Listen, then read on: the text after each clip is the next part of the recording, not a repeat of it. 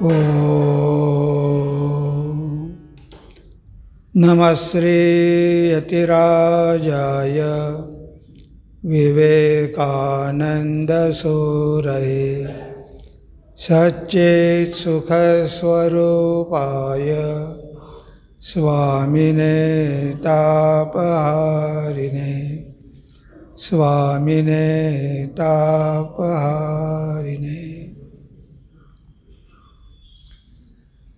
आज स्वामी विवेकानंदांची जयंती।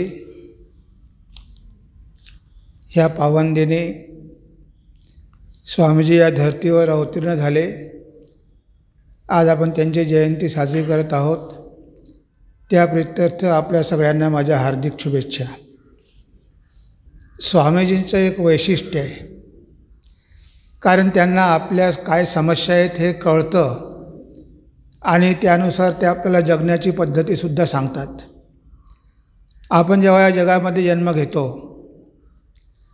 तेव्हा आपल्या जीवनामध्ये संघर्षच असतो,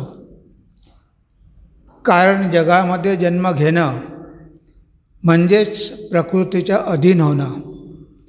कारण हे जग म्हणजे प्रकृती आहे आणि हा जीव याचं खरं स्वरूप जरी आत्मा असलं आणि आत्मा जरी प्रकृतीचा मालक असला तरी जेव्हा त्याला जीवत्व येतं, जेव्हा त्याला जीव होऊन जन्म घ्यावं लागतं, तेव्हा तो ह्या प्रकृतीचा गुलाम बनतो आणि मग त्याच्या जीवनामध्ये संघर्ष सुरू होतो। म्हणून इथे जन्म घेणं म्हणजेच युद्ध करणं, संघर्ष करणं। त्याशिवाय आपण पुढे जाऊ शकत नाही। आपण जर नुसतं प्रकृतीच्या अधीन झालो तर आपण प्रकृतीच्यावर कधीच उठू शकणार नाही। स्वामी विवेकानंद यूज्ड टू से की आम्ही प्रकृतीवर विजय मिळवण्यासाठी जन्माला आलेलो आहे।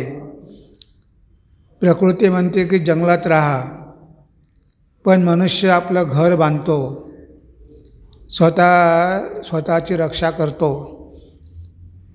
प्रकृती म्हणते की तो अज्ञानी राहा, मनुष्य म्हणतो की नाही मी ज्ञान प्राप्त करून घेणार।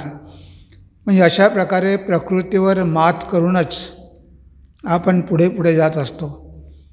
म्हणून स्वामीजींना नाव दिलं जातं योद्धा संन्यासी। ते संन्यासी होते, पण क्षणोक्षणी त्यांना संघर्ष करावा लागला आणि त्यांनी तो संघर्ष करून दाखवला आणि त्यांनी आपल्या जीवनाद्वारे दाखवून दिलं की आपल्यालासुद्धा तसल्याच प्रकारचा संघर्ष करावा लागणार आहे। जर आपल्याला पुढे जायचं असेल, सगळी बंधनं तोडून टाकायची असेल। कारण स्वामीजींना माहिती होते की आपलं स्वरूप जरी सर्व शक्तिमान आहे, पण आपण विसरल्यामुळेच ह्या सगळ्या समस्या निर्माण झालेल्या आहे। अज्ञानेन आवृतम ज्ञानम तेन मुह्यन्ति जन्तवः। म्हणजे ते ज्ञान आपल्यामध्ये आहे की आपण प्रकृतीचे मालक आहोत, गुलाम नाही, पण अज्ञानामुळे ते आपलं ज्ञान झाकल्या गेलेलं आहे। अज्ञानेन तेन मुह्यन्ति जन्तवः। तर अज्ञानेन आवृत ज्ञानम, अज्ञानामुळे हे ज्ञान आवृत्त झालेलं आहे आणि म्हणून आपण या जगामध्ये मोहामध्ये असं भरकटत आहोत। मुह्यन्ति म्हणजे आपल्याला कळत नाही खरं काय आणि खोटं काय, आणि आपण जसं काही एखाद्या यंत्राप्रमाणे या जगामध्ये कार्य करत राहतो। शेवटी प्रकृती आपला उपयोग करून घेते आणि आपलं काम संपलं की आपल्याला फेकून देते, पुन्हा नवीन यंत्र तयार करते। अशा प्रकारे ह्या प्रकृतीचं कार्य सुरूच राहतं। पण या यंत्राबाहेर पडायचं असेल तर संघर्ष करूनच बाहेर पडावं लागेल। स्वामीजी म्हणायचे त्यांच्या शिष्यांना, निर्गच्छति जगज्जालान पिंजरादिव केसरी। जसा सिंह जेव्हा त्याला पिंजऱ्यामध्ये कोंडलं जातं तेव्हा तो पिंजरा तोडफोड करून त्या पिंजऱ्यामधून बाहेर पडतो। तर हा जगरूपी पिंजरा ज्या पिंजऱ्यामध्ये आपल्याला बांधला गेलेला आहे, तर इथे आपण आहोत सिंहच। तर हा जगरूपी पिंजरा तोडून फोडून आपल्याला बाहेर यायचं आहे। तेच आपलं खरं स्वरूप आहे। पण आपण विसरल्यामुळे यामध्येच बद्ध होतो. आता स्वामीजी जेव्हा अमेरिकेमध्ये गेले, तिथे Annie Besant, doctor Annie Besant या थिओसॉफिकल सोसायटीच्या त्यावेळेस प्रमुख होत्या. भारतामध्ये कार्य करायच्या. त्यांची बोलाची शैली खूप चांगली होती. त्यांनी हिंदू धर्माचं अध्ययन केलेलं होतं आणि त्यासुद्धा तिथे एक प्रतिनिधी म्हणून गेलेल्या होत्या. थिओसॉफिकल सोसायटीच्या डेलिगेट म्हणून त्या गेलेल्या होत्या आणि स्वामीजी पण गेलेले होते. त्यांनी स्वामीजींना तिथे बघितलं, बोलताना बघितलं. नंतर त्यांना विचारलं की तुमचं विवेकानंदाविषयी काय मत आहे? जेव्हा स्वामीजी तिथे बोलत होते तेव्हा तुम्हाला कसा अनुभव आला? तेव्हा त्यांनी त्यांच्या शब्दामध्ये सांगितलेलं आहे. त्या म्हणतात, a striking figure clad in yellow and orange, shining like the sun of India in the midst of the heavy atmosphere of Chicago, a lion head, piercing eyes, mobile lips, movement swift and abrupt. Such was my first impression of Swami Vivekananda as I met him in Parliament of Religions. Monk, they called him. Not unwarrantably, warrior monk was he, and the first impression was of the warrior rather than of the monk. तर ही Annie Besant म्हणते की he was a warrior monk, योद्धा संन्यासी, काही म्हणायचे cyclonic संन्यासी. म्हणजे तिथे स्वामीजी एखाद्या योद्ध्याप्रमाणे उभे राहिले. कारण काळ बदललेला आहे. काही वर्षापूर्वी शिवाजी महाराज आले तेव्हा आपण बंधनामध्ये होतो, म्हणजे भारतभूमी गुलाम होती. त्यामुळे आपल्याला शारीरिक अत्याचार खूप सहन करावे लागले आणि त्यामधून मुक्त करण्यासाठी शिवाजी महाराज आले आणि त्यावेळेस तलवारीने युद्ध व्हायचं आणि शिवाजी महाराजांनी हिंदवी स्वराज्य स्थापन केलं. त्यावेळेस त्याची गरज होती, कारण भारताची जमीन मुक्त करायची होती. पण यावेळेस युद्ध मात्र वेगळ्या प्रकारचं होतं. यावेळेस ते भारत सोडून गेलेले नव्हते, भारतामध्येच होते. तरी पण त्यांनी त्यांच्या विचारांची पेरणी भारतामध्ये केली. शिक्षणाच्या माध्यमातून, आपल्या संस्कृतीवर आघात करून, कॉन्व्हेंट सुरू करून, म्हणजे आपली शिक्षण पद्धती त्यांनी त्यांच्या हातामध्ये घेतली आणि विचाराच्या माध्यमाने आपल्या संस्कृतीवर त्यांनी आघात करायला सुरुवात केली. मुलगा शाळेत गेल्याबरोबर त्याला सांगण्यात येतं की तुझे वडील मूर्ख आहे, तुझी आई मूर्ख आहे, तुझा धर्म म्हणजे काय नुसत्या पोथ्या आहे, रानटी आहे. अशा प्रकारे ब्रेनवॉश सुरू होतं. आणि अशा वेळेस युद्ध तलवारीनं होण्यासारखं नव्हतं. अशा वेळेस विचारांचीच गरज होती. आणि स्वामीजी जेव्हा तिथे ठामपणे उभे राहिले तेव्हा एखादा योद्धा, म्हणजे इथे पण ते रक्षणच करण्यासाठी आलेले होते. जसं शिवाजी महाराजांना हिंदूंचं रक्षण केलं, तर स्वामीजींनी तिथे जाऊन युद्धच केलं, पण रक्षण केलं सनातन धर्माचं. कारण त्यावेळेस सनातन धर्म धोक्यामध्ये होता आणि बऱ्याच लोकांनी प्रयत्न करून बघितले, पण त्यांना ते जमलं नाही. त्यासाठी योद्धाच पाहिजे, त्यासाठी वॉरियर्स पाहिजे.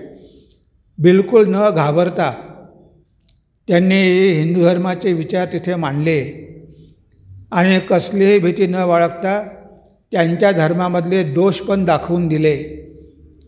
एवढं साहस कुणी करू शकला नाही. बरेचदा त्यांना मारण्याचा प्रयत्न पण झाला, पण स्वामीजींनी कशाचीही पर्वा केली नाही. एकदम निर्भय होते. म्हणजे धर्माच्या रक्षणासाठी प्राण गेला तरी चालेल, पण मी ज्या कार्यासाठी आलेलो आहे, मला भारताचं नाव उज्ज्वल करायचं आहे, मला भारताचा धर्म इथे उज्ज्वल करायचा आहे, मग त्यासाठी मला कितीही संघर्ष करावा लागला तरी मी करेन.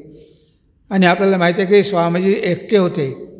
अमेरिकेमध्ये प्रचंड थंडी आणि अशा थंड वातावरणात त्यांना कितीतरी कष्ट सहन करावे लागले. त्यांच्याकडे गरम कपडे नव्हते, त्यांना परिषदेमध्ये प्रवेश दिला जात नव्हता. म्हणजे ह्या सगळ्या संघर्षाचा सामना करत करत शेवटी ते शिकागोला पोहोचले आणि तिथे एक योद्धा म्हणून उभे राहिले आणि सगळ्या जगाला आव्हान केलं की तुम्ही जे आम्हाला रानटी म्हणता, पण तुम्हाला आमच्या धर्माबद्दल माहितीच नाही. आम्हाला धर्माची गरज नाही, आमच्याकडे धर्म भरपूर आहे. तुम्हाला तुमचे पाद्री पाठवण्याची गरज नाही. आज भारताला जर कशाची गरज असेल तर अन्नाची आहे. तुम्ही अन्नाची सहाय्यता करा, पहिले त्यांच्या गरजा पूर्ण करा. त्यांच्याकडे धर्म भरपूर आहे, कारण भारत हा जगद्गुरू आहे. तर अशा प्रकारे स्वामीजींनी तिथे जणू काही युद्धच केलं. सगळे त्यांच्या विरोधामध्ये होते, पाद्री विरोधामध्ये. एवढंच नव्हे तर भारतामधले जे काही डेलिगेट गेलेले होते, प्रतापचंद्र मुजुमदार ब्राह्म समाजाचे, ते पण स्वामीजींच्या विरोधामध्ये होते. कारण स्वामीजी एवढे तिथे प्रसिद्ध झाले आणि मुजुमदार दरवर्षी जायचे, ब्राह्म समाज शिकवायचे, पण कधीही हिंदू धर्माची तत्त्व धाडसपणे सांगू शकले नाही. नुसते म्हणायचे की आमच्या धर्मामध्ये खूप अंधविश्वास आहे, त्यामुळे तुम्ही आम्हाला पैसे द्या आणि मदत करा. आणि त्यांच्याकडून भीक मागून घेऊन यायचे. फक्त पैसे कमावणे आणि त्यांची स्तुती करणे आणि आपल्या धर्माला कमी दाखवणे, असेच आपले लोक करत होते. हे कोणामध्ये तेवढं धाडस नव्हतं की तुमचा धर्म किती वर्षाचा आहे, 2000 वर्षाचा, पण आमचा धर्म तर लाखो वर्षाचा आहे, सनातन आहे, त्याला कधीच उगम नाही आणि येण नाही. तर एवढी सगळी सनातन तत्त्व आपल्याकडे होती. आपल्याकडे वेदांत होता, प्युअर आध्यात्मिकता होती, पण हे सांगण्याचं धाडस मात्र कुणाहीमध्ये नव्हतं. ते धाडस स्वामीजींनी अवघ्या 30 वर्षामध्ये केलं आणि शेवटी जय मिळवून भारतात परतले.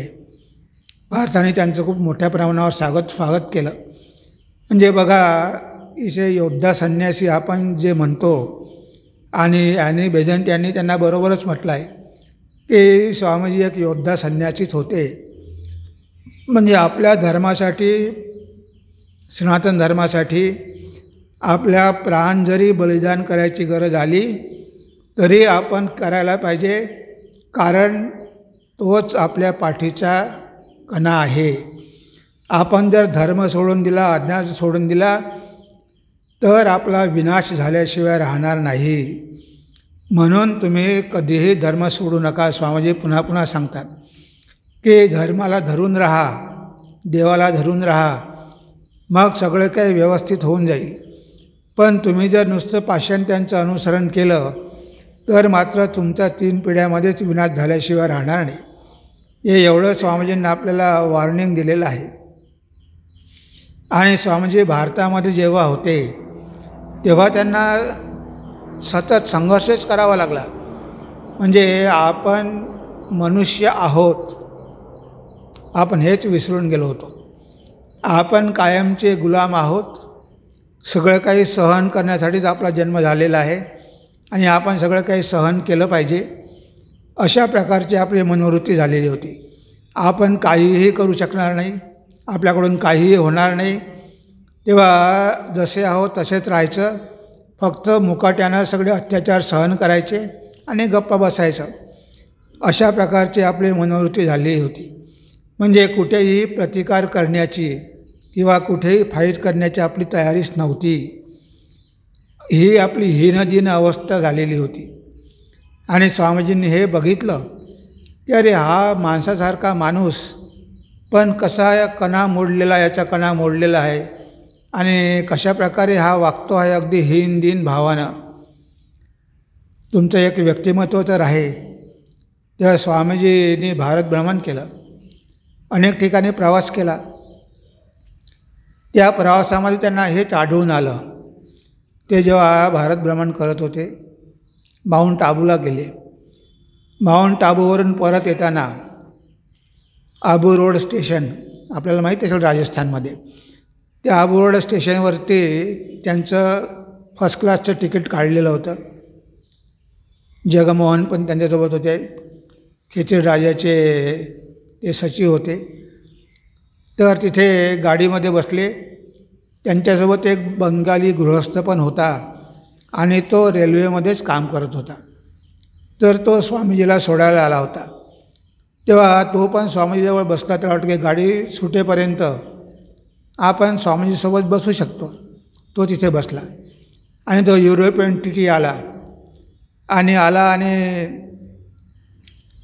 त्याच्याशी वाद घालू लागला. तू इथे कसं काय बसला, लगेच उतरून जा. तो आम्ही पण रेल्वेचा कर्मचारी आहे आणि मला माहिती आहे की हा काही नियम वगैरे नाही आणि कुणीही गाडी सुटेपर्यंत बसू शकते. पण तो काही ऐकेनाच. तेव्हा स्वामीजींनी स्वतःमध्ये इंटरफेअर केला आणि स्वामीजी त्याला म्हणाले की हे काही बरोबर नाही तुम्ही करता ते. तेव्हा तो टी म्हणाला, तुम बीच में क्यों पड़ते हो, व्हाई यू आर मेंडलिंग, तुम बीच में क्यों पड़ते हो, तुम चुप बैठो.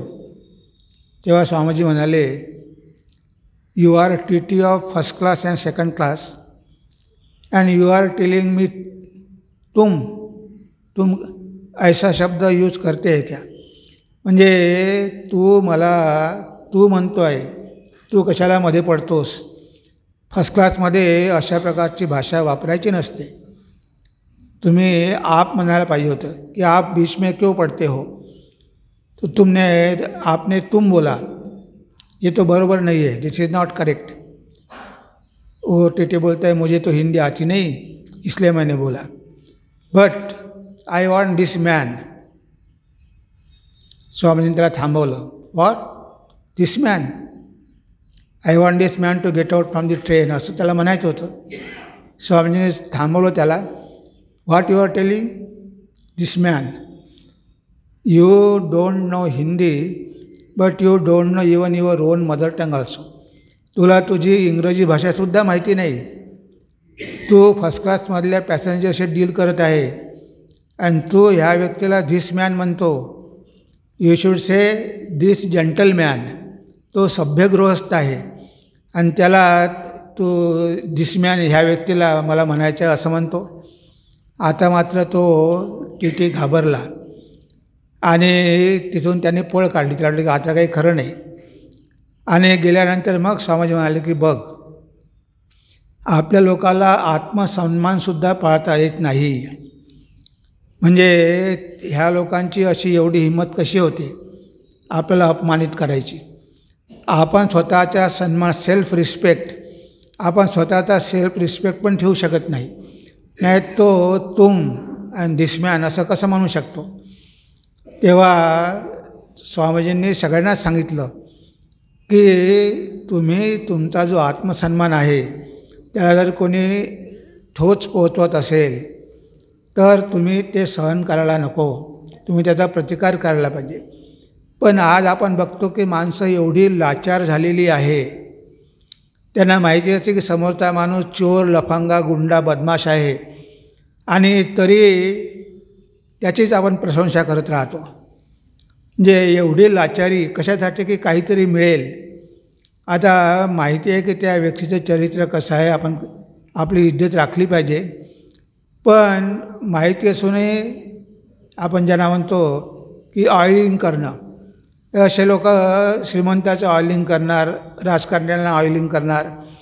म्हणजे इतकी लाचारी आपल्यावर आलेली आहे की आपल्याला प्रतिष्ठेनं जगतासुद्धा येत नाही. पण स्वामीजींनी दाखवून दिलं कशाप्रकारे आपण जगलं पाहिजे.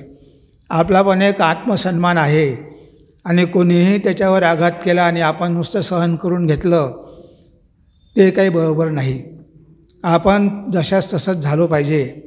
आपण पण त्याला तसंच उत्तर दिलं पाहिजे. म्हणजे हेच स्वामीजींनी आपल्याला दाखवून दिलं की तुम्ही गप्प का बसता.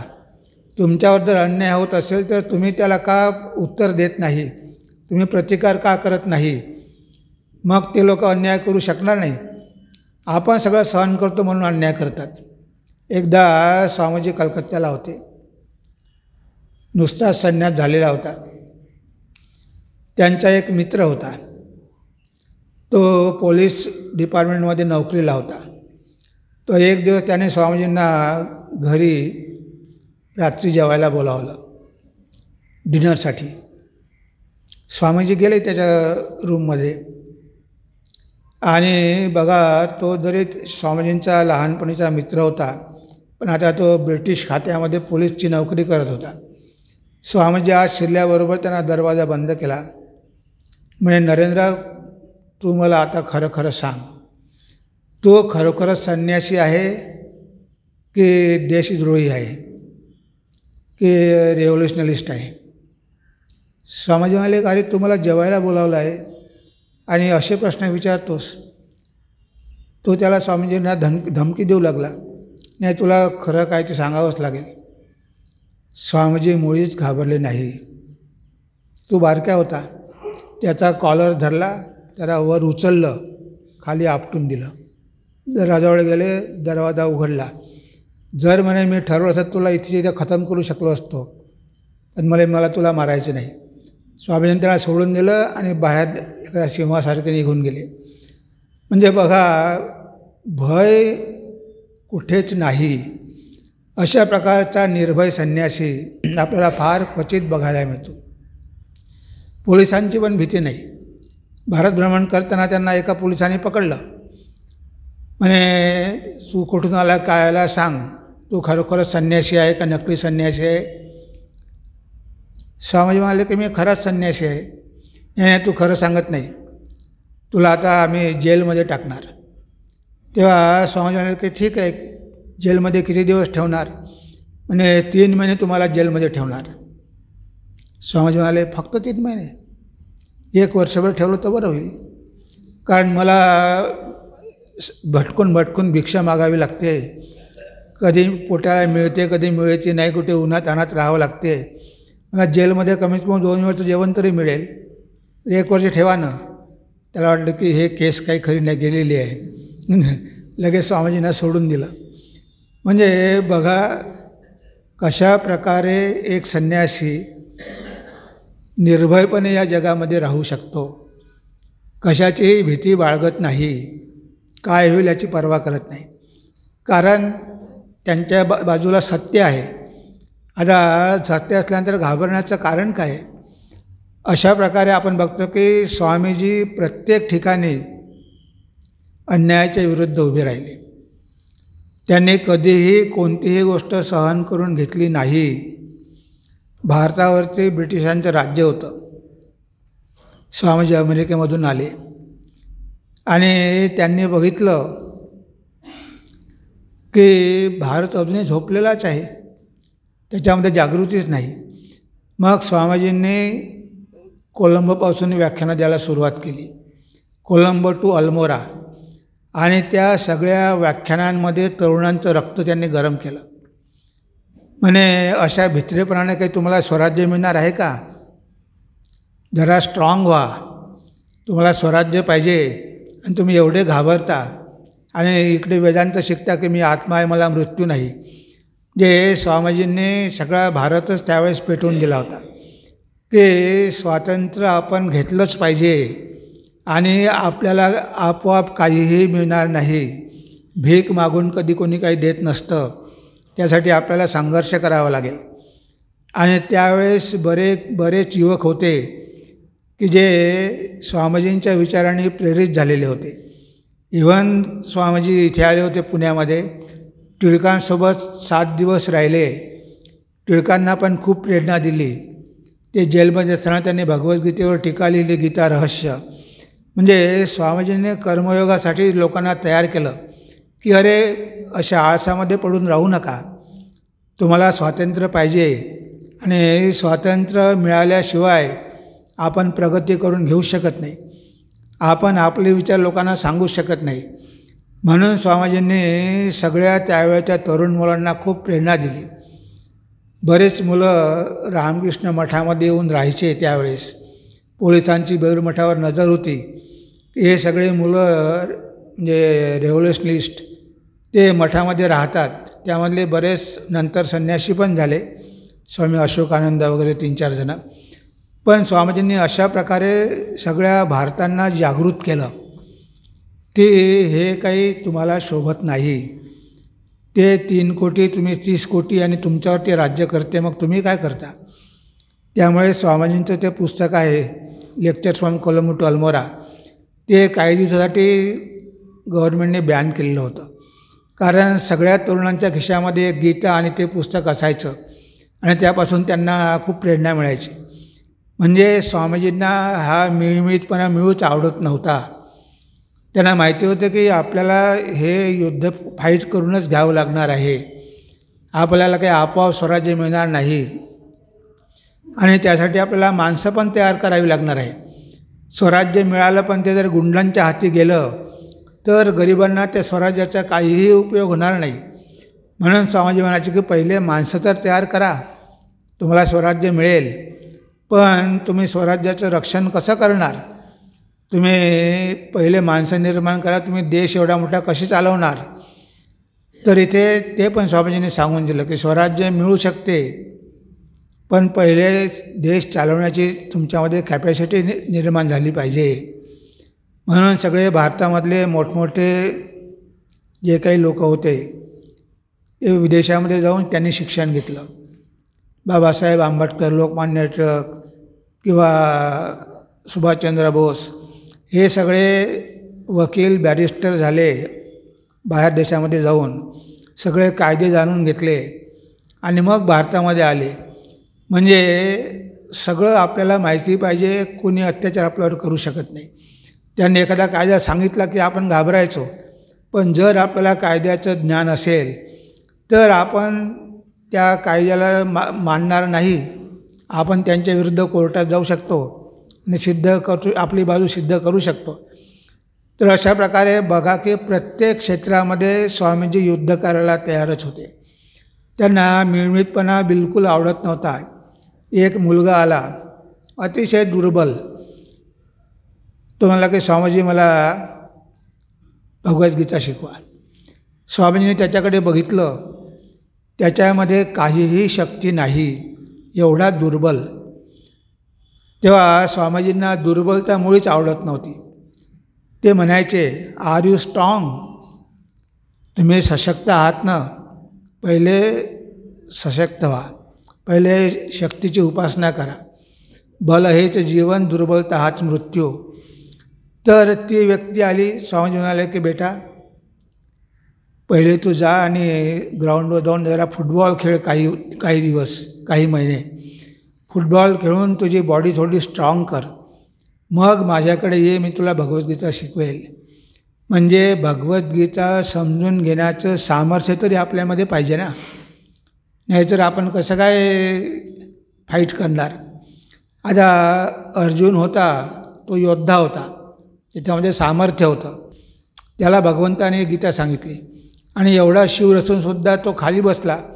तो म्हणाला की नाही, मी युद्ध करणार नाही, हे सगळे माझे नातेवाईक आहे आणि एवढी मोठी कौरवांची संख्या, कसं काय मी युद्ध करणार? त्याने युद्ध करायचं नाकारलं. पण भगवान कृष्णाला माहिती होतं की याच्यामध्ये सामर्थ्य आहे, फक्त हा घाबरलेला आहे. ती भीती जर दूर केली तर हा युद्धाला तयार होईल. म्हणून कृष्णाने सांगितलं, क्लैब्यम मास्म गम पार्थ नैतर तोयू प्रपद्यते क्षुद्रम हृदय दौर्बल्यम तक्तोतिष्ठ परंतप. अर्जुना, हे हृदयाचं दौर्बल्य सोडून दे, तू आर्यपुत्र आहेस, उभा हो आणि युद्ध कर. म्हणजे युद्धासाठी त्याला प्रवृत्त केलं. कारण धर्मयुद्ध करणं केव्हाही चांगलं. कोणी जर आपल्यावर अत्याचार करत असेल आणि आपण चूप बसायचं, कोणी आपल्यावर आक्रमण करत असेल आणि आपण त्यांना अहिंसा सांगायची, असं नाही होऊ शकत. आपल्याला आपलं रक्षण तर करता आलं पाहिजे ना. म्हणून आपलं डिफेन्स आहे, अफेन्स नाही. आपण कोणावर आक्रमण करून त्यांचा देश जिंकत नाही. पण जर आपल्यावर कोणी हल्ला केला, त्याचा प्रतिकार करण्याची शक्ती तर आपल्यामध्ये पाहिजे. म्हणजे डिफेन्स म्हणजे आपण आपलं रक्षण करू शकलो पाहिजे. आपण आपलं रक्षण करू शकलो नाही, म्हणून चायनाने आपला कितीतरी भाग जिंकून घेतला. आपल्याला नुकतं स्वातंत्र्य मिळालेलं होतं आणि आपल्यामध्ये तेवढं सामर्थ्य नव्हतं आणि चायनाने भारत चीनी बाई करून कितीतरी एकर जमीन हडप केली आपला कैलास मानस सरोवरसुद्धा त्यांनी हडप केला, तिबेट घेतलं. म्हणजे आपण नुसतं बघत राहिलो, कारण आपल्याला हे वाटलं नाही की आपण अहिंसावादी आहोत, आपण कशाला हिंसा करायची. पण दुसऱ्याने जर आपल्यावर अत्याचार केला तर आपण काही चूप बसायचं. म्हणजे आपल्या मातृभूमीवर कोणी अत्याचार करत असेल तर मातृभूमीचं रक्षण करणं हे तर प्रत्येकाचं कर्तव्यच आहे. पण तेच आपण विसरून गेलो, कारण आपण दुर्बल होतो. शिवाजी महाराजांनी त्यांची मावळी तयार केली तेव्हा सगळ्या गावामधले मुलं जमवून त्यांना सशक्त केलं, शक्तिशाली बनवलं, तेव्हा कुठे ते युद्ध करू शकले. तर इथे स्वामीजी म्हणायचे की आपण पण पारतंत्र्यात आहोत आणि आपल्याला जर स्वातंत्र्य मिळवायचं असेल तर आपल्यामध्ये शक्ती पाहिजे, बल पाहिजे, सामर्थ्य पाहिजे, निर्भयता पाहिजे. ह्या गोष्टी असल्याशिवाय आणि देशप्रेम पाहिजे सर्वात मोठं म्हणजे. ह्या गोष्टी जर आपल्यामध्ये नसेल तर आपण कसं काय युद्ध करून जिंकणार. तर अशा प्रकारे प्रत्येक क्षेत्रामध्ये आपण बघतो की स्वामीजींनी कशाप्रकारे युद्ध केलं. त्याने भारत भ्रमण केलं, सगळं बघितलं. ते म्हणाले की ह्या सगळ्याचं कारण आहे अज्ञान. ब्रिटिशांनी कधीही आपल्याला शिक्षित केलं नाही. स्त्रिया तर 100% इलिटरेट होत्या आणि पुरुषामध्ये काहीतरी 2-4% असेल एज्युकेटेड लोक. आता ज्या मनुष्यामध्ये विचार करण्याचं सामर्थ्यच नाही अशांकडून आपण काय अपेक्षा करणार. म्हणून स्वामीजी म्हणायचे education education education. Education is the panacea for all our problems. पहिले देशाला शिक्षित करा, लोकांमध्ये विचार करण्याचं सामर्थ्य येऊ द्या. नाही सगळे जर मूर्ख राहिले तर सगळं ते ऐकून घेतील आणि त्यांना परकीय राष्ट्रच चांगलं वाटेल, आपण गुलामगिरीमध्ये आहो हेच त्यांना चांगलं वाटेल. त्यांना ह्या गोष्टी कळणारच नाही. म्हणून शिक्षण द्या. खेचूच्या राजाला स्वामीजींनी सांगितलं की तुमच्या राज्यामध्ये राजस्थानमध्ये शाळा सुरू करा, गरिबांना फ्रीमध्ये शिक्षण द्या. तिथे स्वामी अखंडानंद जे होते त्यांना पण सांगितलं की तुम्ही शाळा सुरू करा. म्हणजे अज्ञानाविरुद्ध लढा, की आपल्याला अज्ञानी अंधविश्वासी राहायचं नाही. आपल्याला शिक्षण मिळालं पाहिजे, स्त्रियांना पण मिळालं पाहिजे, मुलींना पण मिळालं पाहिजे. म्हणून स्वामीजींनी लंडनवरून मिस मार्गारेट नोबलला आणलं. म्हणजे की नोबल, तुझ्यासारखी मुलगी माझा देश अजूनही निर्माण करू शकला नाही, तेव्हा तू भारतामध्ये आणि आमच्या मुलींना शिक्षण दे. ती भारतामध्ये आली, स्वामीजींची शिष्या झाली. स्वामीजींनी नाव दिलं भगिनी निवेदिता आणि त्या निवेदिताने पहिले शाळा सुरू केली कलकत्त्यामध्ये. आज कलकत्त्यामध्ये निवेदिता गर्ल्स स्कूल आहे आणि कॉलेज पण आहे जे शारदा मठाने घेतलेलं आहे.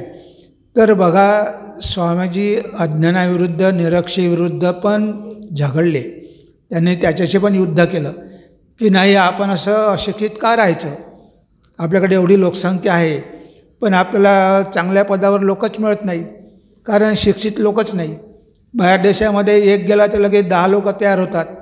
इथे एक व्यक्ती गेला तर आपल्याला त्याची 10 वर्ष वाट बघावी लागते. जर एक चांगला राजकारणी गेला तर नवीन राजकारणी तयार व्हायला आपल्याकडे माणसं कुठे आहे.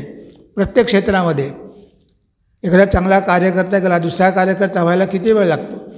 म्हणजे अशा प्रकारचे माणसं पहिले निर्माण करा की तुम्हाला चॉईस राहील. एक गेलं तर त्याच्या ठिकाणी 10 जण उभे राहतील.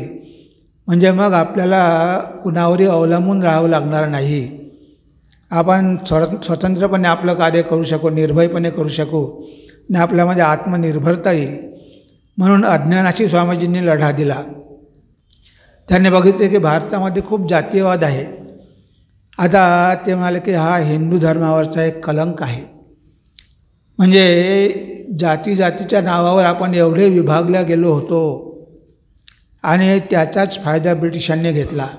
Divide and rule. आणि अजूनही तेच चाललेलं आहे. म्हणजे हिंदू एक आहे, त्याच्यामध्ये कितीही जरी जाती असल्या तरी शेवटी हिंदू एकच आहे. आता त्याच्या कर्माप्रमाणे त्याची जात ठरवलेली आहे.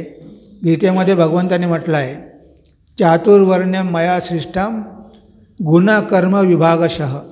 मी 4 वर्ण निर्माण केलेले आहे, पण त्या व्यक्तीमध्ये गुण काय आहे आणि तो कर्म काय करतो, कोणत्या कामासाठी कोणती व्यक्ती फिट आहे हे बघून त्याप्रकारे मी विभागणी केलेली आहे.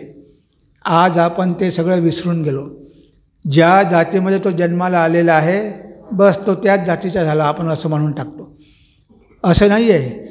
एखादा क्षुद्र असेल, आपल्या महाराष्ट्रातले कितीतरी संत ते निम्न जातीमधून आलेले होते, पण मोठमोठे संत झाले.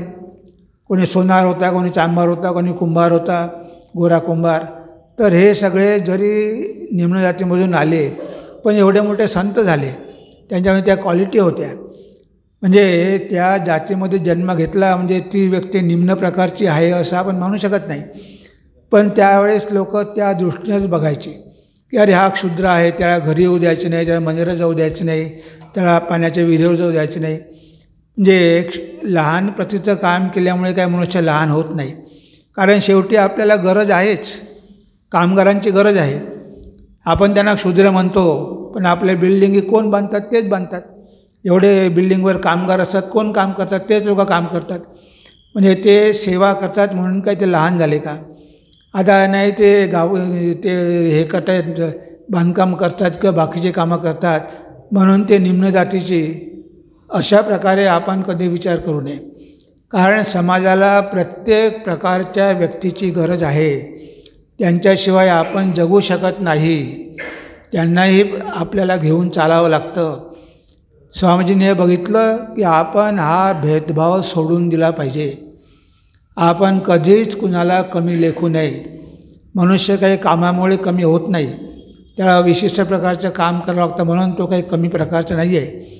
जो देश चालवू शकतो तो रस्ते नाही झाडू शकत, आणि जो रस्ते झाडू शकतो तो काही देश चालवू शकत नाही. पण दोघांची गरज आहे. समाज म्हणायचं की एक दिवस जर संघ्या भंग्यांनी सगळ्या स्ट्राईक केला तर शहरामध्ये सगळीकडे घाण पसरलेले दिसणार. आता त्याचं कामसुद्धा तेवढंच महत्त्वाचं आहे, पण आपण त्याला कमी लेखतो. हे स्वामीजींना बिलकुल मान्य नव्हतं. याच्या विरोधातसुद्धा त्यांनी आवाज उठवला, याच्या विरोधात पण फाईट केली. स्वामीजी एकदा राजस्थानमध्ये भ्रमण करत होते आणि एका गावाजवळ गेले. एका गावाच्या बाहेर झाडाखाली बसले आणि त्या गावामधले सगळे लोक उच्च श्रेणीचे, उच्च जातीचे त्यांच्याकडे येऊन त्यांना प्रश्न विचारू लागले. असं करता करता करता करता 2 दिवस झाले, पण कोणीही स्वामीजीला जेवणाबद्दल विचारलं नाही. बाजूला एक चांभार बसलेला होता, तो बघत होता. त्याने बघितलं आणि एक दिवस स्वामीजीकडे गेला. म्हणे स्वामीजी, मी बघतो आहे की 2 दिवस झाले इतके लोक येतात, पण तुम्हाला जेवणाविषयी कोणीही विचारलं नाही. 2 दिवसापासून तुम्ही उपाशी आहात. म्हणे तुम्ही माझ्या हातचं खाणार का? मी म्हणे चांभार आहे. स्वामीजी म्हणाले की तू चांभार आहे म्हणून काय झालं? खऱ्या अर्थानं तुझ्याकडेच हृदय आहे. तू स्वतःच्या हातानं बनव. तुम्हाला की मी तुम्हाला आटा देतो, तुम्ही करा. नाही नाही, तू तुझ्या हातानं बनव आणि माझ्यासाठी घेऊन ये, मी आनंदानं खाईल. आणि तो घेऊन आला घरून भाजीपोळी, आणि स्वामीजींनी ते अन्न ग्रहण केलं, आनंदानं स्वीकार केला.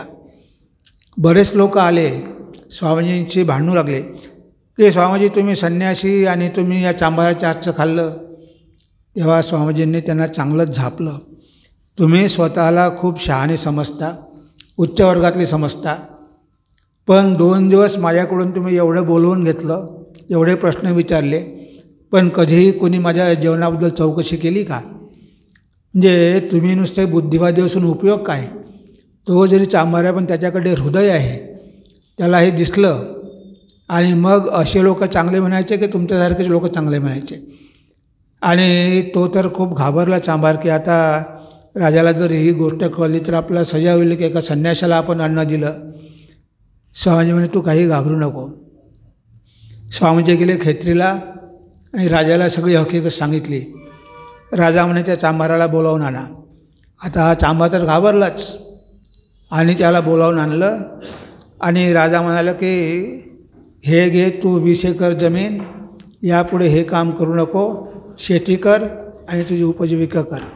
म्हणजे त्या राजाने त्या चांभाराला बक्षीस दिलं की तू माझ्या गुरुची सेवा केलेली आहे, त्यांना अन्न दिलेलं आहे, म्हणून तू खरोखरच धन्य आहे, तुला काय पाहिजे ते माग, मी तुला द्यायला तयार आहे. म्हणजे बघा, युद्ध जर आपण केलं, राजाला पण ते म्हणाले की सगळे गरीब लोक तुम्हाला भेटीला आले पाहिजे, तुम्ही त्यांना येऊ देत नाही दरबारामध्ये, तुम्ही सगळ्यांचे प्रश्न ऐकून घ्या, फक्त काय तुमचे जे दिवाणजी आहे, मुनीमजी आहे त्यांचंच ऐकू नका.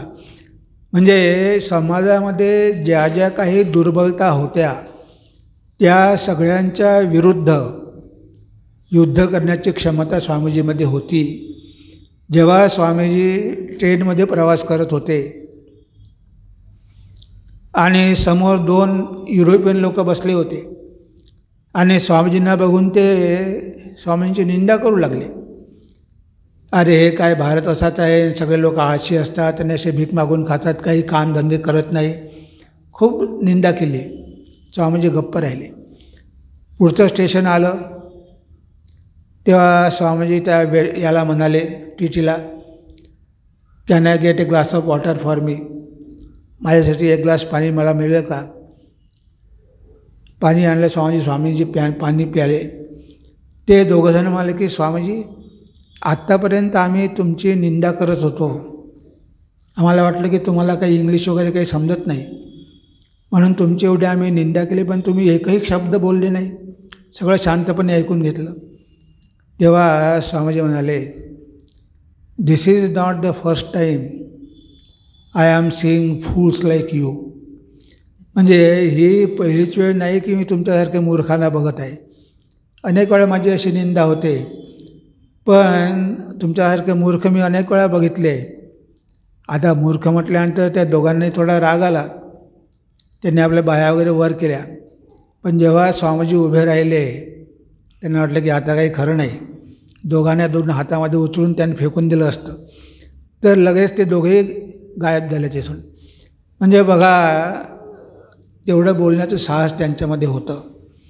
त्यांना माहिती होतं की आपण प्रतिकार केला पाहिजे.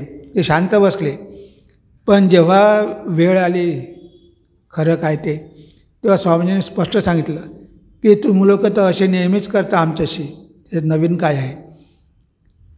एकदा स्वामीजी अमेरिकेमधून परत येत होते, ते बघा, सोबत निवेदिता पण होती, जहाजामध्ये येत होते आणि समोर एक पाद्री पण बसला होता, ख्रिश्चन पाद्री. तो भारतामध्ये प्रचार करायला येत होता आणि दोघांचे गप्पा गोष्टी सुरू झाल्या आणि स्वामीजी त्याला बरोबर उत्तरं देत होते. तो प्रश्न विचारायचा, स्वामीजी उत्तर द्यायचे. तो खूप आर्ग्युमेंट करायचा, स्वामीजी त्याला शांत करायचे. आता त्याला खूप राग आला की अरे आता आपण स्वामींची तर्कच करू शकत नाही, आपला प्रत्येक मुद्दा स्वामीजी खोडून काढतात. तेव्हा तो हिंदू धर्माला शिव्या देऊ लागला, तुमचा धर्म असा, तुमचा धर्म तसा, अमुक तमुक. तेव्हा स्वामीजी उभे राहिले, त्याचा कॉलर धरला, वर उचललं आणि आता जर म्हणे माझ्या धर्माविरुद्ध एक शब्द बोलला तर तुला समुद्रात फेकून देईल. तेव्हापासून तो एकदम शांत झाला, एकही शब्द बोलला नाहीच. पण शेवटी तो स्वामीजींचा मित्र झाला आणि मग तेव्हापासून स्वामीजींशी त्याची मैत्री जडली आणि मग तो सगळं काही स्वीकारायला लागला. म्हणजे आपल्या धर्मावर जर कोण निंदा केली तर आपण त्याला कशाप्रकारे धडा शिकवला पाहिजे, जे इथे साधारण माणसाकडून हे होणं शक्य नाही. त्यासाठी योद्धाच पाहिजे. स्वामीजी एकदा शरदचंद्र चक्रवर्तीला म्हणाले, अरे म्हणजे तुझ्या आईला जर कोणी शिव्या दिल्या तर तू काय करशील? म्हणजे मी त्याला चांगला झोडपून काढील. म्हणजे तुझा धर्म ही तुझी आईच आहे, तुझ्या धर्मावर आज किती अत्याचार होत आहे, किती कन्व्हर्शन होत आहे, मग तुझं रक्त का नाही खवळत? म्हणजे अशा प्रकारे स्पष्टपणे स्वामीजी सांगायचे. कोणी म्हणायचे की स्वामीजी तुम्ही तर म्हणता की तुम्ही जगद्गुरू आहात, सगळ्या जगाचे गुरु आहात, सगळे समान आहे.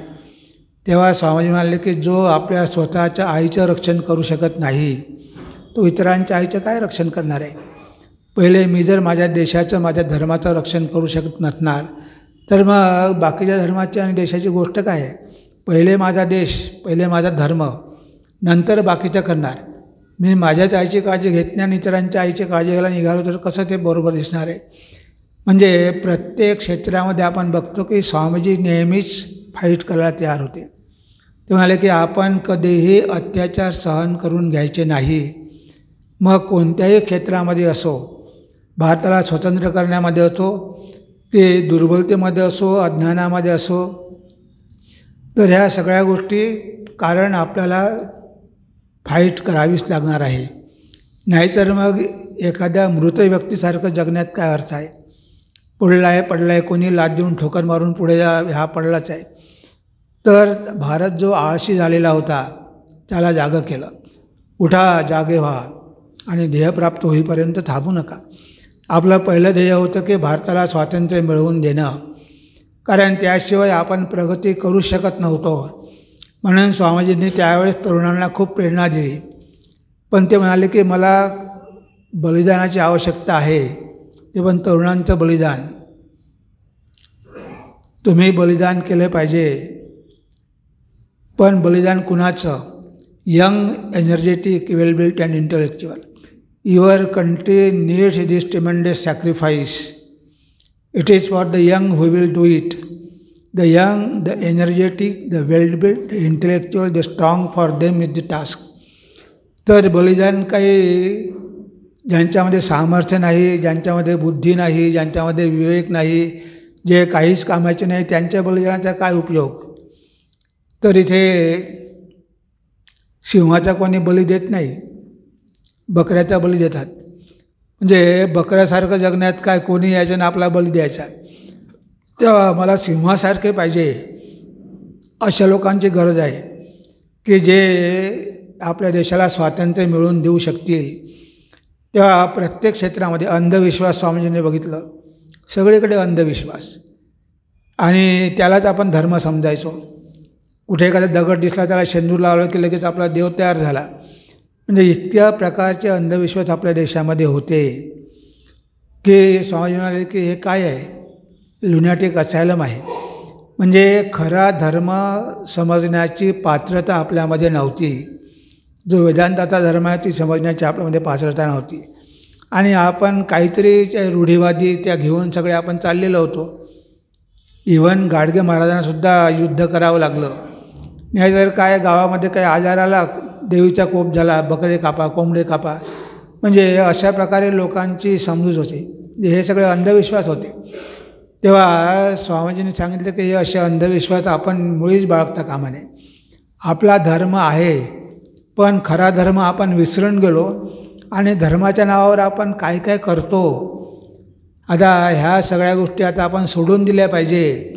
ज्या खूळचट आयडिया आहे, खूळचट कल्पना आहे किंवा हे जे चमत्कार आहे किंवा हे आहे, हे सगळं काही धर्माचा भाग नाही आहे. तुम्ही आत्मस्वरूप आहात. तुमचं खरं स्वरूप आत्मस्वरूपच आहे. तुम्हाला युद्ध करायचं आहे हे लक्षात ठेवा. आता स्वामीजींनी सुंदर व्याख्या केली आहे. Religion is the manifestation of divinity already in man. धर्म म्हणजे काय आहे? आपल्या अंतर्निहित देवत्वाला प्रगट करणं म्हणजे खरा धर्म आहे. आता त्यासाठी आपल्याला मंदिरात जाणं, पूजा करणं, ह्या सगळ्या गोष्टी सुरुवातीच्या पायऱ्या आहेत. आपल्याला त्याची सुरुवातीला गरज पडते कर्मकांडाची. त्याशिवाय आपण पुढे जाऊ शकत नाही. पण शेवटपर्यंत तिथेच पडून राहायचं का? आपल्याला पुढे पुढे जात राहिलं पाहिजे. ते म्हणायचे की ठीक आहे, मंदिरामध्ये तुम्ही जन्म घेतला, चर्चमध्ये जन्म घेतला, पण तिथेच काही मरायचं नाही. त्या देवाला काही फक्त मंदिरामध्येच मर्यादित ठेवायचा नाही. तर तोच जो मंदिरामध्ये आहे, मूर्तीमध्ये आहे, तोच सगळ्या रूपाने व्यापलेला आहे. मग तुम्ही त्याला बाहेर का बघत नाही? मंदिरामध्ये गेल्यावर तुम्ही खूप धार्मिक होता, तुम्ही तिथे प्रार्थना करता, रडता, सगळे काय करता, पण बाहेर गेल्याबरोबर त्या जिवंत देवाचा अपमान करता, त्याला लुबाडता, त्याची फसवणूक करता. म्हणजे तो काही खरा धार्मिक मनुष्य नव्हे, की ज्याचं चारित्र्यच नाही आहे. स्वतः चारित्र्य नसेल तर तो काय धार्मिक? तेव्हा इथे आपल्याला तो खरा धर्म जाणून घ्यायचा आहे आणि तो खरा धर्म जाणून घेण्यासाठी आपल्याला प्रकृतीशी युद्ध करावं लागणार आहे. आपण नुसतं रडत बसलो तर होणार नाही. स्वामीजी म्हणायचे त्यांच्या एका पत्रामध्ये की नाम रोदिशी सखे त्वयि सर्व शक्ती आमंत्रेश्य भगवन भगदम स्वरूपम त्रैलोक्यमेत दखिलम तव पादमूले आत्मैव ही प्रभवते न जड कदाचित. एका पत्रामध्ये स्वामीजी म्हणतात, अरे मित्रा, तू रडतोस का? की नाम रोदिशी सखे तोही सर्व शक्ती, तुझ्यामध्ये सगळं काही सामर्थ्य आहे, सगळी शक्ती आहे. तू असा का रडतो आहे? स्वतःला जीव का समजतो? दुर्बल एवढा का समजतो?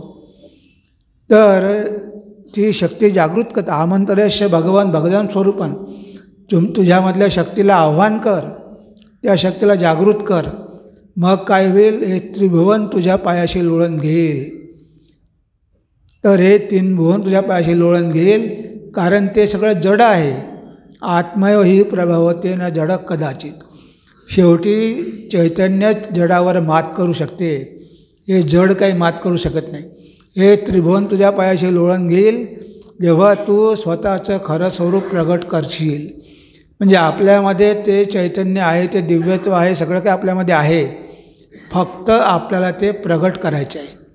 आपण ते प्रगट करत नाही, कारण ज्या ज्या गोष्टी दुर्बल करतात त्या गोष्टीच आपण घेऊन राहतो. तिथे स्वामींनी सांगितले की ह्या सगळ्या गोष्टींची तुम्ही फाईट द्या, सगळं काही मानून घेऊ नका. ठाकूरांना किती प्रकारचे प्रश्न विचारायचे स्वामीजी, त्यांनी मानून घेतलं नाही.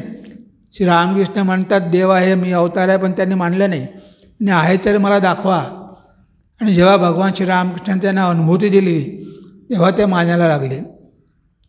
म्हणजे खुळचट कल्पना घेऊन कधीच आपण जीवन जगू नये. म्हणजे ह्या ज्या भीती दाखवणाऱ्या गोष्टी आहेत, भयभीत करणाऱ्या गोष्टी आहेत, त्या गोष्टीला आपण फाईट दिलीच पाहिजे. आपण निर्भय झालोच पाहिजे.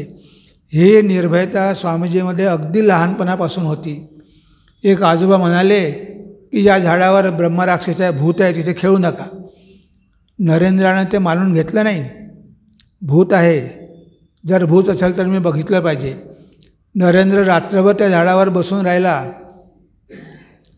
पण भूत दिसलं नाही. दुसऱ्या दिवशी आजोबा पुन्हा म्हणाले की अरे मी सांगितलं ना त्या झाडावर खेळू नका, ते भूत तुमचा गळा दाबून मारेल. तेव्हा नरेंद्र म्हणतो की कुठे? मी रात्रभर त्या झाडावर बसलो होतो, कुठे? भूत तर आलंच नाही. तुम्ही उगीचच आम्हाला काहीतरी भीती दाखवता. म्हणजे असं कोणीतरी म्हटलं म्हणून आपण ते स्वीकार करायचं, असा स्वामीजींचा नरेंद्राचा कधीच स्वभाव नव्हता. ते म्हणायचे की जर आहे तर मग मी बघितलं पाहिजे, खरं काय आहे ते शोधून काढलं पाहिजे. आपण कधीही खऱ्याचा शोध घेत नाही आणि ह्या सगळ्या गोष्टीला आपण घाबरतो आणि आपल्याला वाटते की हे काही आपल्याला जमण्यासारखं नाही. पण तसं नाही आहे. ह्या जगामध्ये आपण आलेलो आहोत संघर्ष करण्यासाठी. आपल्याला क्षणोक्षणी संघर्ष करावा लागणार आहे. सगळं काही सहन करून घ्यायचं नाही. जर आपली चूक नसेल आणि कोणी आपल्याला उगीचच त्रास देत असेल तर आपण त्याचा प्रतिकार केलाच पाहिजे. अन्याय सहन करून घ्यायचा आणि चुपचाप बसायचं हे काही धर्म आपल्याला शिकवत नाही. जिथे कुठे अन्याय दिसत असेल तिथे आपण फाईट दिलीच पाहिजे. ते गप्प राहून सहन करायचे नाही. तेव्हा नरेंद्रनाथांच्या जीवनामध्ये लहानपणापासूनच ते फायटिंग स्पिरिट होतं. कधीच कोणतीही गोष्ट त्यांनी स्वीकारली नाही. पहिले ते पडताळून पाहायचे आणि त्यांना जर ते खरं वाटलं तरच स्वीकारायचे. असं लोक म्हणतात म्हणून स्वीकारायचं असं नाही. स्वामीजी म्हणायचे पहिले तुम्ही पडताळून पहा आणि तुम्हाला खरं वाटलं तरच स्वीकारा. याने म्हटलं आहे त्याने म्हटलं आहे म्हणून स्वीकारू नका. म्हणून आपल्याला योद्धा संन्यासी नाही, त्याचा योद्धा गृहस्थ व्हायचा आहे. संन्यासापेक्षा गृहस्थाच्या जीवनामध्ये पण फार अडचणी येतात. आपल्याला शेवटी हे भवसागराचं बंधन तोडायचं आहे आणि आपण अशा प्रकारे जखडलो गेलेलो आहोत त्या संसारामध्ये, एवढ्या बंधनामध्ये बांधलेलो आहोत की आपल्यामध्ये सामर्थ्यच राहिलं नाही की हे बंधन तोडून सिंहासारखं पिंजऱ्यामधून बाहेर पडलं पाहिजे.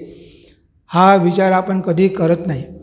म्हणजे ज्ञान प्राप्त करून घेण्याची स्पृहा आपल्यामध्ये नसते, कारण आपल्यामध्ये निसर्गाची प्रवृत्तीशी फाईट करण्याचं सामर्थ्य नसते. आपण नुसतं ओबे करतो. आपलं मन म्हणते असं कर आणि आपण तसंच वागतो. पण आपल्या स्वतःच्या मनावरच आपला कंट्रोल नसतो. आता हे मनसुद्धा काय आहे, निसर्गच आहे, प्रकृतीच आहे. मन आहे, बुद्धी आहे, अहंकार आहे, शरीर आहे, हे सगळे पंचभूत आहे, जड पदार्थ आहे. आता त्यांचं आपण ऐकतो, पण आपण कधीही त्यांच्यावर कंट्रोल करत नाही. म्हणजे मनाशी युद्ध करणं काही तेवढं सोपं नाही. तुकाराम महाराज म्हणतात, अंतरे बाहिरे युद्धाचा प्रसंग. म्हणजे एवढं सोपं नाही आहे. अंतरे बाहेर, बाहेर तर आहेच, युद्ध करावंच लागतं. कारण सगळे विषय आहे, इंद्रियाचे विषय आहे, शब्द, स्पर्श, रूप, रसगंध, ते नेहमी मनाला आकर्षित करतात. आणि आतमध्ये वासना, कामना आहे. आता आतमध्येही संघर्ष आहे आणि बाहेरही संघर्ष आहे. तेव्हा या मनाशी युद्ध करावंच लागेल. त्याशिवाय हे मन कधी आपल्या ताब्यात येणार नाही.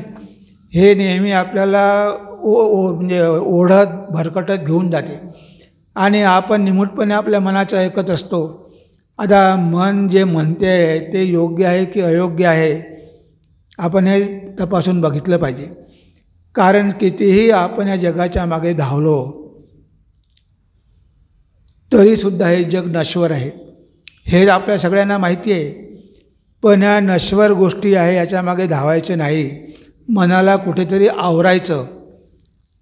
पण ते आवरण्याचं सामर्थ्य आपल्यामध्ये नसते आणि आपण शेवटी मनाला बळी पडतो आणि मन जसं आपल्याला वागायला सांगतं तसंच आपण वागतो.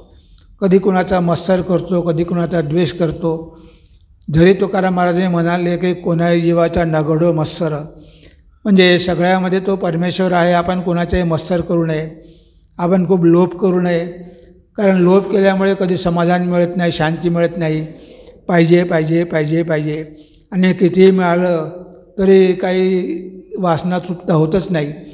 पण त्या कामना वासनांशी युद्ध करणं, त्यांना मनामधून हाकलून लावणं, यासाठी जर आपल्यामध्ये सामर्थ्य पाहिजे तर ते सामर्थ्य आपल्यामध्ये नाही. आणि स्वामीजी म्हणतात की सामर्थ्य आपल्यामध्ये आलं पाहिजे. तुम्ही जगात राहा, पण तुम्ही तुमच्या मनावर कंट्रोल करा, तुमच्या इंद्रियांवर कंट्रोल करा. तुमच्या बुद्धीमध्ये विवेक असू द्या. चांगलं काय, वाईट काय हे तुम्हाला कळलं पाहिजे. नित्य काय, अनित्य काय. आणि जे अनित्य आहे, कितीही संघर्ष करावा लागला तरी हरकत नाही. पण जे अनित्य आहे त्याला आसक्त होऊ नका. अनित्यावरची आसक्ती सोडा.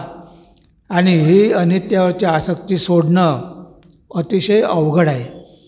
म्हणजे आपल्या मनामध्ये एवढं काही ते ठसून बसलेलं आहे की हे जगच खरं आहे असा आपला कायमचा विश्वास होतो. एक दिवस आपल्यालासुद्धा हे जग सोडावं लागणार आहे. सोडण्यापूर्वी आपण काहीतरी प्राप्त करून घेतलं पाहिजे. आपण आपलं स्वरूप जाणून घेतलं पाहिजे. तर यासाठी जी हिंमत पाहिजे, जे धैर्य पाहिजे, ते धैर्यच आपल्यामध्ये नसतं. म्हणून कठोपनिषद काय म्हणतं, मार्ग जरी कठीण असला तरी तुम्ही प्रयत्न करत राहा. उत्तिष्ठत जाग्रत प्राप्य वरा निबोधत क्षुरस्य धारा निशिता दुरत्यया दुर्गम पथस्त्यात कवयो वदंती. हा मार्ग दुर्गम आहे, कठीण आहे, संघर्ष करावा लागणार आहे. त्यामुळे यश मिळेल की नाही हेही सांगता येत नाही. पण यश मिळालं नाही म्हणून आपण फेरीवर झालो असं नाही आहे. आपल्याला अपयशावर मात करता आली पाहिजे. अपयश झालं म्हणजे हताश व्हायचं आणि आता सोडून द्यायचं काही जमणार नाही असं म्हणून चालणार नाही. स्वामी विवेकानंद एका ठिकाणी म्हणतात, अपयशांकडे मुळीच लक्ष देऊ नका. अपयश येणे अगदी स्वाभाविक आहे. ते तर जीवनाचे सौंदर्यच म्हणाव्याचे. अपयशांखेरीज जीवन ते काय.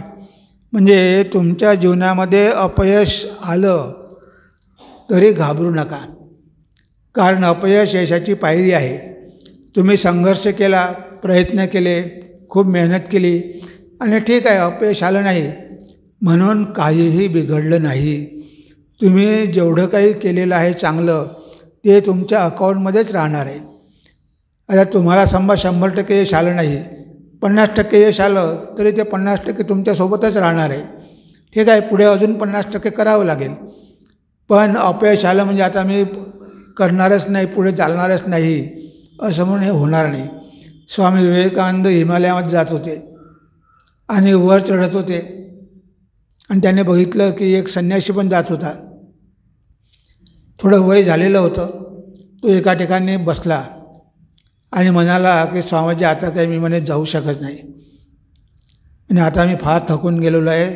तेव्हा स्वामीजी म्हणाले की बघ मागे बघ जरा, ह्या एवढ्या पायऱ्या तू चढून आला, तुझ्या खालूनच्या पायऱ्या गेलेल्या आहे.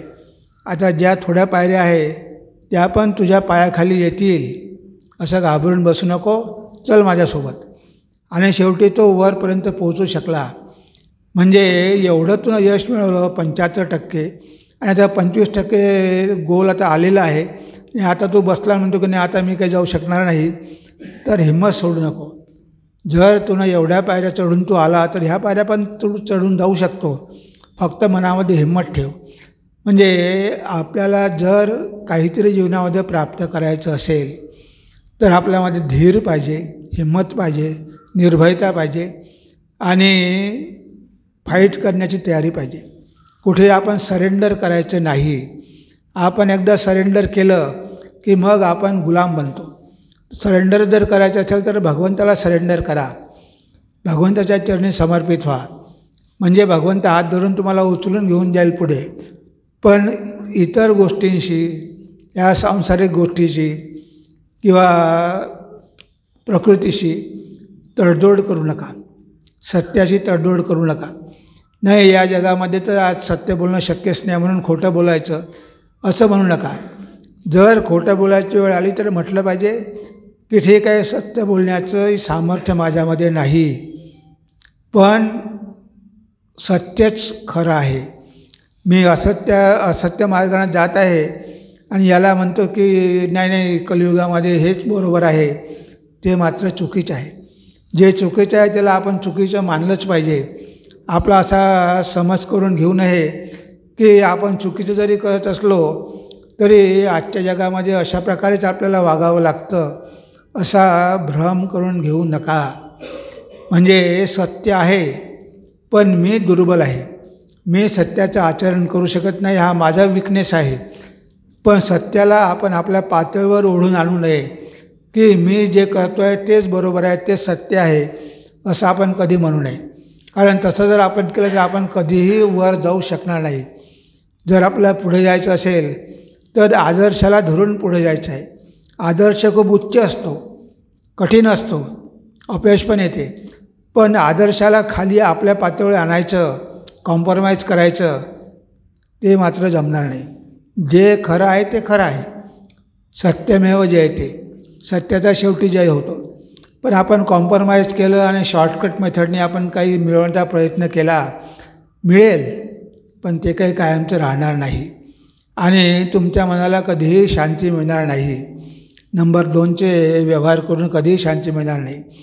म्हणून जीवनामध्ये संघर्ष करावाच लागणार आहे. प्रत्येकाला संघर्ष करावा लागणार आहे. आणि स्वामीजी एक संन्यासी होते आणि त्यांनी आपल्याला दाखवून दिलं की लहानपणापासून तर शेवटपर्यंत त्यांचं जीवन संघर्षमय होतं. ते एक योद्धा होते. कधीही कुणाशीही कॉम्प्रोमाइज त्यांनी केलेली नाही. मैसूरच्या राजांनी एकदा विचारलं की स्वामीजी हे जे माझे सगळे मंत्री आहे तुम्हाला कसे वाटते? म्हणजे हे सगळे मंत्री काय आहे? चापलुसी आहे. ते नुसती तुमची चापलुसी करतात आणि म्हणे तुमची तिजोरी खाली करून ब्रिटिशांची तिजोरी भरतात. पण ते मला नाही माझा जो सेक्रेटरी आहे तो तरी चांगला आहे, मुनीमजी, म्हणजे तो पण तसाच आहे. म्हणजे त्या सगळ्यांच्या समोर सत्य सांगायला स्वामीजी घाबरले नाही. तेव्हा राजा स्वामीजींना बाजूला घेऊन गेला. म्हणजे स्वामीजी माझ्या मंत्र्यांबद्दल असं बोलू नका, कारण तुम्ही जर असे बोललात तर ते तुम्हाला एखाद्या वेळेस विष देऊन मारू शकतात. ते स्वामीजी म्हणाले की मग मी काय खोटं बोलू का? तुम्ही मला विचारलं कसे आहे, मी खरं जे काय ते सांगितलं. मला माहिती आहे ते सगळे चापलूसखोर आहे, तुम्हाला वर चढवतात आणि तुमच्याकडून लुटतात, ते खरं आहे आणि जे खरं आहे तेच मी सांगणार, मी खोटं कशाला सांगू. म्हणजे बघा इथे त्यांनी कधीच तडजोड केली नाही. प्रत्येक वेळेस ते फाईट करायला तयार होते.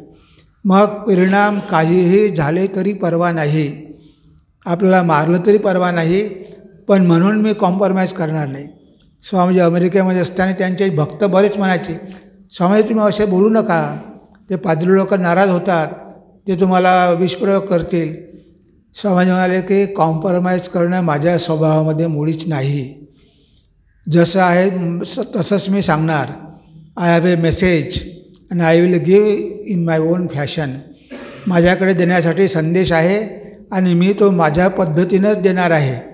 लोकांना खुश ठेवायचं, कारण तो श्रीमंत आहे, तो पैसे देऊ शकतो म्हणून खुश ठेवायचं, हे माझ्याकडून होणार नाही. मला कितीही विरोध झाला तरी हरकत नाही. एकदा तर स्वामीजींना एका 5 जणांनी विष दिलं होतं. ते नाश्त्याला बोलावलं, स्वामी नाश्ता केला, कॉफी घेणार, त्या कॉफीमध्ये विष टाकलेलं होतं. म्हणजे एवढा त्याच्या मनामध्ये द्वेष होता. कारण ह्या लोकांचे सगळे पैसे बंद झाले होते. नंतर भारतामध्ये येऊन ते पैसे मागायचे आणि आम्हाला भारतामध्ये काम करायचं आहे. पण जेव्हा लोक म्हणाले की भारतामध्ये धर्माला काही कमी नाही, तुम्ही कशाला जाता, त्यांचे पैसे मिळणं त्यांना बंद झालं. तर ते विष दिलं कॉफीमध्ये आणि स्वामीजींनी ग्लास घेतला, पिणार. श्री रामकृष्ण तिथे प्रगट झाले. अरे नरेंद्र म्हणे कॉफी पिऊ नको, त्यामध्ये विष आहे. बघा भगवंत कसं रक्षण करतो. आणि स्वामीजींनी तो ग्लास खाली ठेवला. खूप त्या लोकांनी आग्रह केला की तुम्ही प्या, स्वामीजी कॉफी घ्या. नाही, मी कॉफी मुळीच घेणार नाही. आणि मग तिथून निघून गेले. पण त्यांनी पर्वा केली नाही. लोक त्यांना जेवायला बोलवायचे आणि मग कोणतरी येऊन त्यांचे कान फुंकायचे, का रे त्याला कशाला जेवायला बोलावलं, तो आपल्या धर्माच्या विरुद्ध बोलतो. आणि स्वामीजीला घरी जेवायला बोलवायचे आणि स्वामीजी गेले की बघायचं की त्यांच्या घराला दरवाजाला कुलूप लागलेलं आहे. ते लोक घर सोडून निघून गेले दुसरीकडे, कारण स्वामीजी येऊ नये म्हणून. म्हणजे असे कितीतरी प्रकारचे प्रसंग त्यांच्यावर आले. कोणी दगडं मारायचे, कोणी फेटा ओढायचे आणि काय काय करायचे. पण स्वामीजींनी कशाचीही पर्वा केली नाही. कोणी निंदा करो, कोणी स्तुती करो, त्यांना जे करायचं होतं ते त्यांनी त्यांच्या पद्धतीनं केलं. आणि कशाही प्रकारची कुणाची, जो राजा असो किंवा कोणी असो, कुणाची कसली भीती न बाळगता त्यांनी संघर्ष केला. जातीयवादाविरुद्ध संघर्ष केला, दुर्बलतेविरुद्ध संघर्ष केला, शिक्षणाविरुद्ध संघर्ष केला, मॉडर्न शिक्षण. त्याने जातीयवाद, अंधश्रद्धा ह्या सगळ्यांविषयी त्यांनी संघर्ष केला आणि दाखवून दिलं की आपल्याला जीवनामध्ये महान व्हायचं असेल तर नुसतं लाथा भुक्क्या खाऊन पडून राहणं आणि कधीही प्रतिकार न करणं आणि कधीही आपला सन्मान न राखणं, ह्यामुळे काही आपण मोठं होणार नाही आणि आपला देशसुद्धा मोठा होणार नाही. तेव्हा संघर्ष संघर्ष संघर्ष संघर्ष करत करतच आपल्याला पुढे जावं लागणार आहे. म्हणून स्वामीजींना योद्धा संन्यासी म्हटलेलं आहे. आणि अॅनी बेझंटनी स्वतः म्हटलं आहे की स्वामीजी वॉज संन्यासी बट ही वॉज द योद्धा संन्यासी. म्हणजे धर्माचं रक्षण करण्यासाठी योद्ध्यांची गरज आहे. आता तलवारीनं युद्ध करायचे नाही, विचारांचं युद्ध आहे. आता आपले विचार परदेशामध्ये आपल्याला घेऊन जायचं आहे. जागो उठो हे भारतवीर, ऐसे काम करो धरती पर ऊंचा रहे भारत का सिर. जल रही है सारी दुनिया, कब तक सोएगा तू वीर. भारत के इस धर्म प्रभाव को दुनिया में बिखरा दो फिर. तर भारताकडे जे अध्यात्म आहे त्याचा जगामध्ये सगळीकडे प्रचार आणि प्रसार करा. यासाठी आपल्याला स्वामीजी आव्हान करत आहे. स्वामीजी एका ठिकाणी म्हणतात, भारताचे पुनरुत्थान होणारच, भारत विजयपदी विराजमान होणारच, पण तलवारीच्या जोरावर नव्हे तर अध्यात्म शक्तीच्या बलाने. भारताचा सर्व जगावर विजय हेच आपल्यासमोर महान ध्येय आहे. भारतीयांनो उठा व आपल्या आध्यात्मिक ज्ञानाने जग जिंकून घ्या. म्हणजे आपल्याला जग जिंकायचं आहे, तलवारीच्या भरोशावर नाही तर आपल्या आध्यात्मिक ज्ञानाच्या भरोशावर. आणि त्यासाठी योद्धेच पाहिजे. योद्धे असल्याशिवाय आपण हे कार्य करू शकत नाही. आपण जर इथेच गुंतून पडलो तर हे कार्य बाहेर देशामध्ये जाऊन कोण करणार. भगवान बुद्धाच्या वेळेस लाखोमध्ये भिक्षू होते. ते भिक्षू सगळ्या जगामध्ये ते पसरले आणि त्यांनी बौद्ध धर्माचा प्रचार केला. श्रीलंकेमध्ये, जपानमध्ये, चायनामध्ये, थायलंडमध्ये सगळ्या ठिकाणी त्यांनी बुद्ध धर्माचा प्रचार केला. कारण ते सगळे योद्धे होते, भगवान बुद्धाचे योद्धे होते. तेव्हा आपण पण स्वामीजींचे योद्धे आहोत. स्वामीजी हमारे सरदार, हम उनके शिरदार, कदम कदम हम आगे बढ़ेंगे लेकर सेवा कार्य का भार. नहीं रुकेंगे नहीं झुकेंगे नहीं स्वीकारे हार, कदम कदम हम आगे बढ़ेंगे लेकर सेवा कार्य का भार, स्वामीजी हमारे सरदार हम उनके शिरदार. तर स्वामीजी आपले कमांडर आहे, कॅप्टन आहे आणि आपण सगळे त्यांचे सैनिक आहोत. तेव्हा आपण योद्धे आहोत. तर ते आपले कमांडर आहे, आपण योद्धे आहोत. आणि आपल्याला स्वामीजींनी सांगितल्याप्रमाणे युद्ध करून जग जिंकायचं आहे. पण कशाद्वारे? अध्यात्माद्वारे, आपल्या विचारांद्वारे. आजकाल तलवारीद्वारे युद्ध जिंकण्याची वेळ गेलेली आहे. आता आपल्या अध्यात्माद्वारेच आपण जग जिंकू शकतो आणि त्यासाठी आपल्या सगळ्यांनाच योद्धा व्हावं लागेल. मग तो गृहस्थ असो की संन्यासी असो, ते स्पिरिट जोपर्यंत आपल्यामध्ये येत नाही तोपर्यंत आपण देशासाठी आणि धर्मासाठी काहीही करणार नाही. फक्त स्वतः मला कम्फर्टेबल जीवन जगता आलं म्हणजे झालं. मला बाकी धर्माची पर्वा नाही, देशाची पर्वा नाही. पण असं करून आपण आपलंही रक्षण करू शकणार नाही आणि धर्माचे रक्षण करू शकणार नाही. आणि शेवटी भारताचे तुकडे तुकडे होऊन आपला विनाश होईल. आणि ते होऊ नये म्हणून स्वामीजींचा संदेश हा आजच्या युगासाठी खूप प्रासंगिक आहे, खूप रिलेवंट आहे. कारण आज पण तशी सिच्युएशन आहे आणि आपल्याला धर्मासाठी बलिदान द्यावं लागेल. आपल्या धर्माचं, सनातन धर्माचं रक्षण करावं लागेल. तरच आपल्या देशाचं रक्षण होईल, तरच अध्यात्माच्या प्रचाराने प्रसार होईल. जर आपण नष्ट झालो तर सगळं नष्ट होईल. अगर कभी ऐसा हो जाए भारत दुनिया से मिट जाए, तब होगा चारों तरफ में नैतिकता का नाश, कभी न होगा भारत का विनाश. अगर कभी ऐसा हो जाए भारत दुनिया से मिट जाए, तब होगा सारे जगत में काम क्रोध का राज, कभी न होगा भारत का विनाश. तर भारताचा कधीही विनाश होऊ शकत नाही. कारण शेवटी भारताला जगाला वाचवायचं आहे आणि जगाला वाचवण्यासाठी भारताला जिवंत राहणं आवश्यक आहे. कारण भारतच जगाला अध्यात्माचं प्रसारण देऊ शकतो. कोणत्याही देशाकडे एवढं आध्यात्मिक ज्ञान नाही. आपल्या ऋषीमुनींनी, पूर्वजांनी जे दिलेलं आहे त्याचं आपण रक्षण केलं पाहिजे. आपण त्यांचे वंशज आहोत. त्यांचं रक्षण करायचं आणि पुढच्या पिढीपर्यंत घेऊन जायचं. जगामध्ये त्याचा प्रचाराने प्रसार करायचा. त्यासाठी आपल्याला योद्ध्या संन्याशाची गरज आहे. तेव्हा आज मला वाटतं आपली वेळ झालेली आहे. आज आपण आपल्या चिंतनाला इथेच विराम देऊ. नमस्कार, धन्यवाद. ओम शांती शांती शांती. हरि ओम तत्सत्. श्रीरामकृष्णार्पणमस्तु.